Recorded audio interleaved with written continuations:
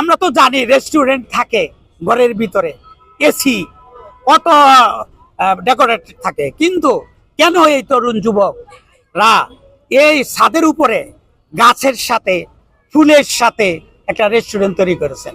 আমি তাদের অভিব্যক্তি শুনবো, কেন তারা এই ব্যাপারে এগিয়ে এসেছেন। আমি এখন কথা বলতে চাই আমাদের এই উদ্যোক্তা একজন মাহমুদুল হাসান রবিনের সাথে। রবিন কিছু বলবে কি? আসসালামু আলাইকুম।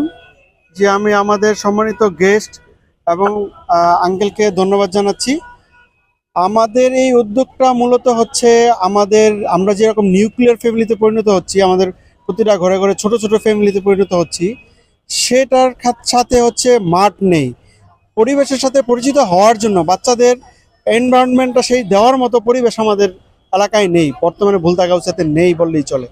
সেটার ভিত্তিতে আমাদের মাথায় আসলো যে আমরা এমন একটা আমাদের বিজনেসও হবে, তার সাথে সাথে আমরা যেন পরিবেশ, মনোরম একটা পরিবেশ থাকবে, বিভিন্ন রকমের গাছ থাকবে, প্রাকৃতিক। আমাদের এখানে কিন্তু কোনো ধরনের আর্টিফিশিয়াল কোনো গাছ পাবেন না, যা পাবেন সব প্রাকৃতিক। সেই ভিত্তিতে আমরা আসলে এই উদ্যোগটা নেওয়া আমাদের। ধন্যবাদ। তবে আমি আরেকজন উদ্যোক্তা, নাম হচ্ছে ওনার মোতারুদ্দিন, তো তার অভিব্যক্তি শুনতে চাই। Thank you. তো আমরা বৈশ্বিক যে জলবায়ুর পরিবর্তনের কারণে আমাদের দেশে সহ বিভিন্ন দেশে আসলে এই তাপমাত্রা বেড়ে যাচ্ছে।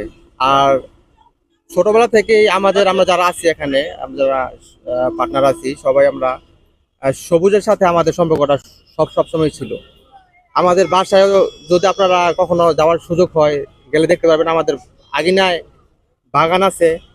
তারপরে আপনাদের বাসার ছাদেও আমরা সবুজ দিয়ে অনেক আমরা আয়োজন করে রাখছি। আর আমাদের যত প্রতিষ্ঠান আছে, আমাদের রেস্টুরেন্ট আরো আছে, ওই রেস্টুরেন্ট আমাদের বাগান আছে। মানে সর্বমোট কথা হলো গিয়ে আমরা এই সবুজের সাথে ব্যবসার একটা মেলবন্ধন করতে চাচ্ছি। ব্যবসাও হবে, দেশকে আমরা সবুজ রাখবো, এই আর কি আমাদের। ধন্যবাদ মোতারুদ্দিন সাহেবকে। আমরা দর্শকদেরকে দেখাতে চাচ্ছি, আপনারা আপনাদের ছেলে মেয়েদেরকে এই রেস্টুরেন্টের নাম নিশ্চয়ই আপনারা আমাদের পর্দায় দেখেছেন, রয়্যাল মুন। এই গাউসিয়ার যে তরুণরা এই উদ্যোগ নিয়েছে, সকলের পক্ষ থেকে ধন্যবাদ জানাচ্ছি।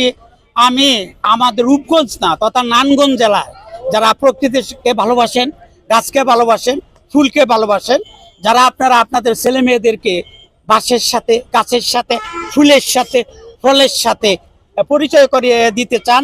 আবার দেখতে পাচ্ছি, দেখেন এখানে একটা